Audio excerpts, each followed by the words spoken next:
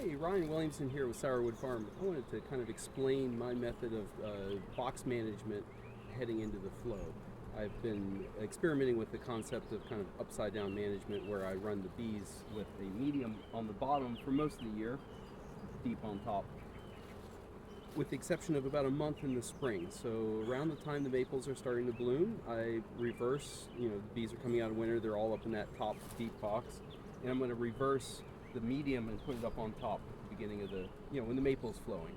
And then around the time the autumn olive flows, I then reverse. So that was 8 days ago. We were getting a good flow, and I came through this bee yard and did a reversal, and at that point put a queen excluder in, and I've got supers here. We'll see how it's looking. Basically, the concept is that I'm putting the brood dome right up against the honey excluder, or I should say queen excluder. We don't want it to be a honey excluder. And the honey dome, where the bees are always putting a layer of honey above their brood, I've moved to the bottom. And so when they have all that brood right up on the queen excluder and there's a flow, oftentimes, not always, of course it's bees, but oftentimes the bees are going to want to put nectar right above their brood nest, and at that point they go through the queen excluder and start storing into the empty supers I've put. These have drawn comb. This would not be a good idea with just foundation. What I'm finding is the colonies where I did the same manipulation but with double deep, it's not working, which is kind of what I expected, but I wanted to experiment in the spring. And the supers are basically being ignored. They're backfilling the double deep.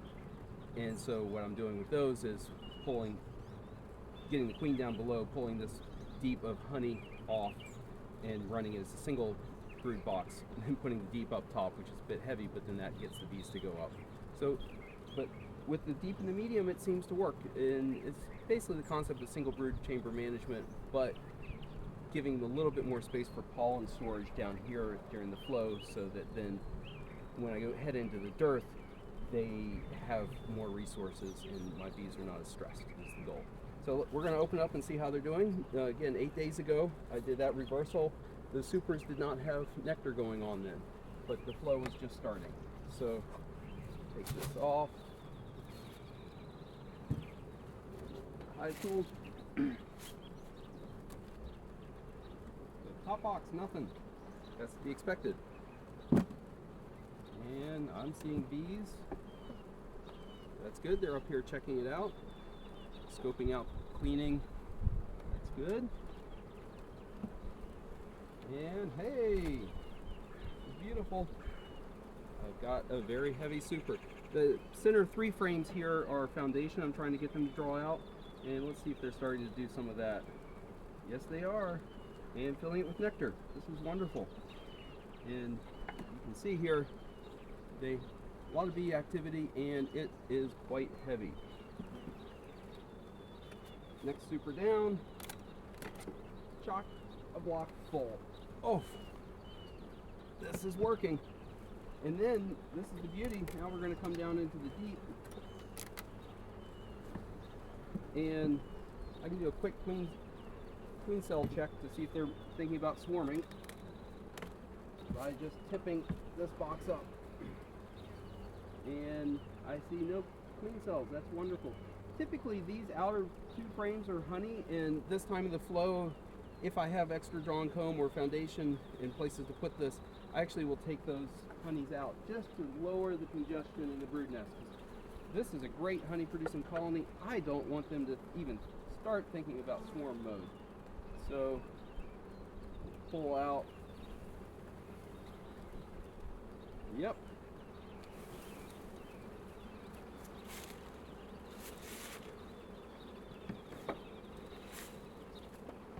And looks like I gave them a foundation way out to the outside last time, and they drew it out. It's got partial sheet of foundation, so they could have drone cells, and they indeed are raising drones. Now I'm going to move in 3, and this is where I want to put this, but just to give myself more room, I'm not going to do it yet. Come to this side, see if indeed yep, that's honey again.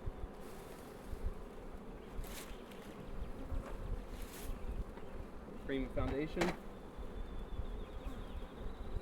So 3 frames of brood, Bring the foundation. Make sure we have eggs. Sure enough, this is the last comb I gave them 8 days ago, and they drew it out and she laid it up.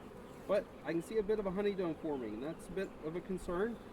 They're bringing in so much. So what I'm going to do is put that empty, the top box. I went and stacked all the supers on top of it, unfortunately. But I'm going to put the empty super on the bottom just to help relieve that pressure.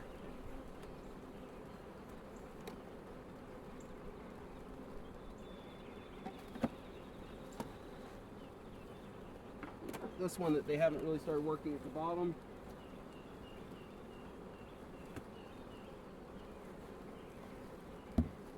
And then I'm just going to checker it a little bit. Put this one next. Experimenting with a little bit of, so here I've got the 3 foundations I'm trying to draw. These was drawing comb there in the middle. And then notice sometimes they'll just work up one side, not because of the middle part, and not move the other, and then eventually draw this. But if I stagger it, so here now I've got my foundations on either side, drawing comb in the middle, that'll often get them to not just work up one side, and they'll start working the whole box. The other thing I'll do is just flip a box 90 degrees if they're just working up one side. And oof, heavy. We'll be extracting honey soon. I love spring. Okay, I hope that was useful. And the rest of the summer and winter, this will be the brood box with the deep on top and medium on the bottom. After I pull honey, we're going to condense it all the way back down to that, and sometimes I'll feed if I need to. But the beautiful thing is that now, when I'm working this colony for the rest of the year, even if I have a medium's worth of honey going into winter, that puts my brood nest down here. I just pull one frame here to check for brood, because there's always brood at the bottom of that center frame typically. I don't have to take off a medium of honey, so it's actually less lifting for most of the winter and fall and spring. And then that medium will go up on top, coming out of winter when the maples are starting to bloom first flow. Let the bees work up into that, have that sense of space, and then flip it back right when the honey flow really kicks in with the queen excluder. Thank you.